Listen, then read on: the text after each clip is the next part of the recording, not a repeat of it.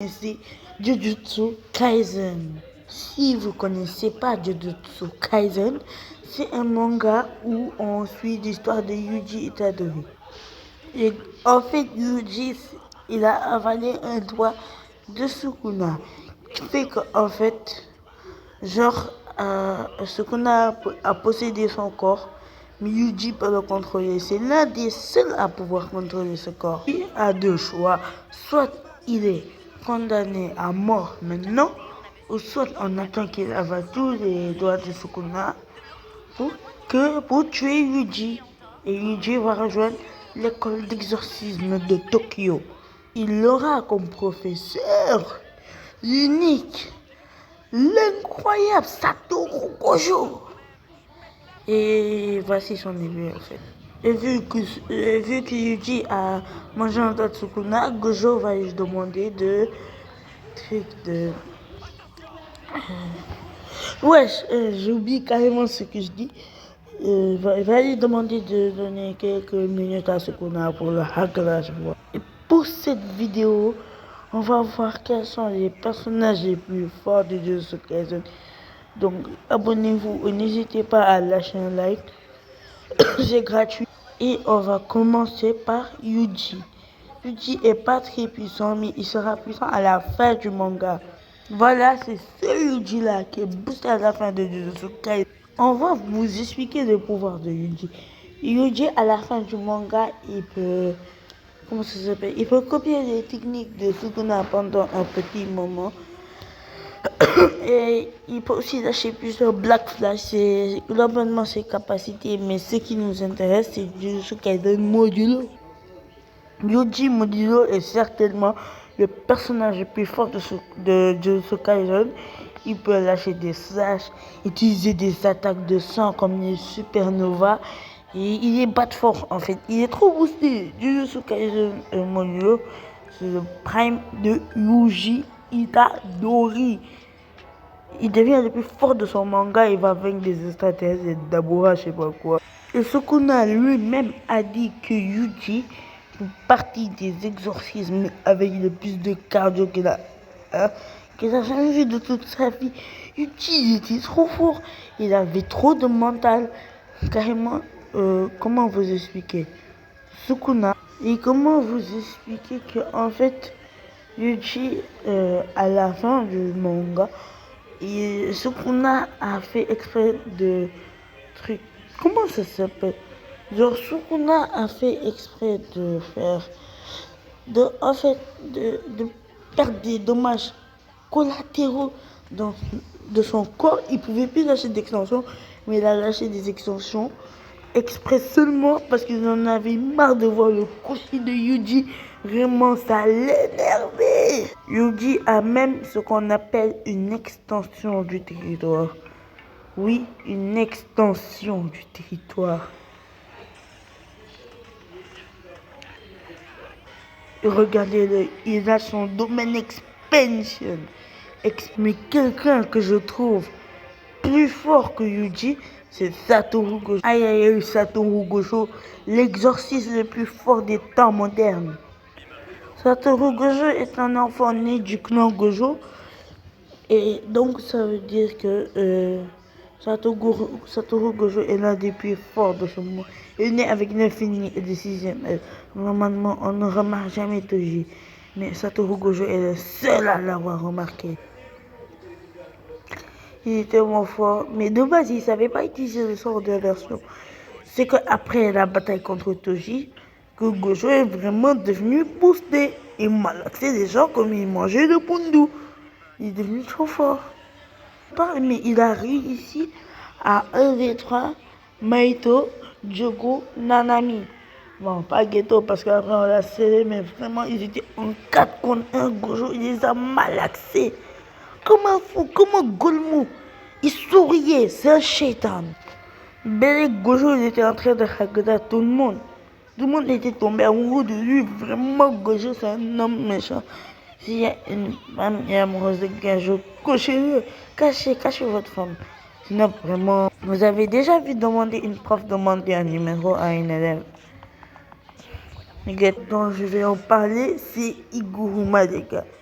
Iguruma est trop fort. Iguruma est l'un des personnages les plus forts dotés d'une extension du territoire appelée peine capitale. Dans son extension du territoire, vous avez deux choix. Non, vous avez quatre choix. Défendre, accuser, nier, mentir. Et ça varie en fonction de votre choix. Ça dépend en fonction des actes graves. Ça peut aller jusqu'à la confiscation. Il peut confisquer l'énergie occulte de son adversaire jusqu'à la peine de mort sous certaines conditions. Guruma peut remplir.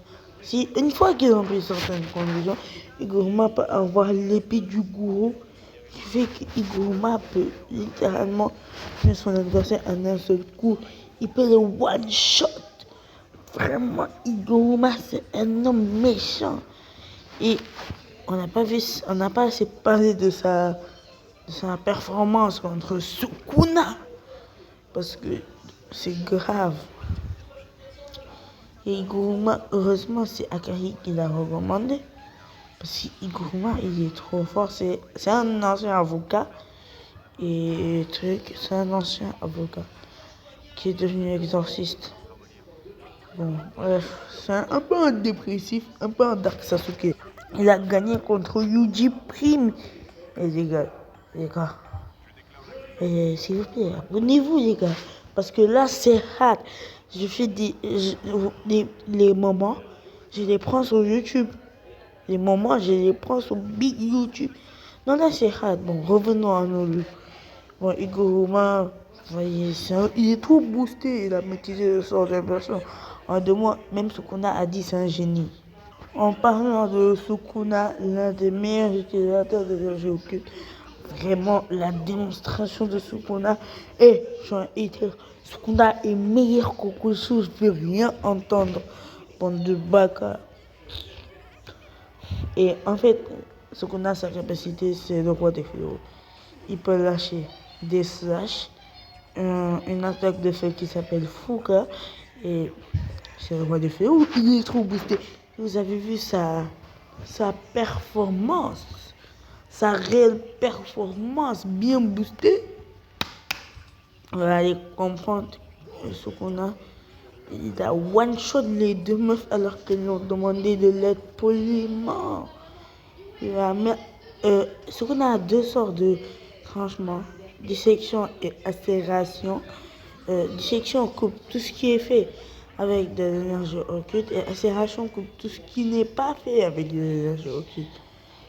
Mais il utilise souvent dissection parce que je vois, personne va dire je vais haguer Sukuna alors qu'il a une douche. Il a aussi une épée qui s'appelle Vajra et c'est son épée maîtresse.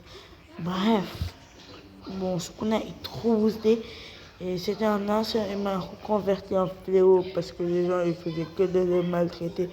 Il a malaxé Gojo. Comme Gojo a fait, il a malaxé, il a même une extension de territoire qui s'appelle Hôtel démoniaque. C'est l'hôtel du shaitan. Qu'est-ce que vous voulez que je vous dise?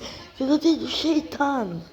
Mais les gars, c'est hard. S'il vous plaît, payez-moi un PC comme ça j'utilise Prime. Et le prochain, donc, c'est bien sûr le magnifique Akari. Akari est trop boosté et c'est l'un des meilleurs utilisateurs d'énergie occulte. Il a l'extension de territoire. Il domine d'une extension de territoire qui s'appelle au train de l'amour. Son extension de territoire lui permet qu'une fois qu'il a le jackpot. Non, je vais vous expliquer les règles, mais les règles elles sont un peu hard à comprendre. Akari peut. Vas-y, frère. Akari peut tourner une roue et une fois qu'il a le jackpot, il a énergie occulte éliminée pendant 4 minutes et 11 secondes. Je ne vais pas vous expliquer le reste, c'est trop chiant. Mais il peut relancer autant de fois l'extension de territoire qu'il a tant qu'il n'a pas le jackpot en fait.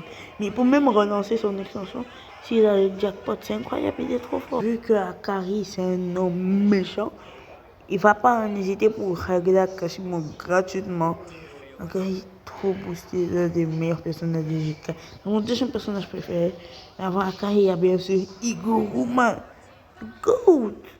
Ils m'ont dit C'est Akari danser le gobi, s'il vous plaît. Bref, la vidéo est finie. Sur ce, n'oubliez pas de vous abonner et lâcher un like, SVP.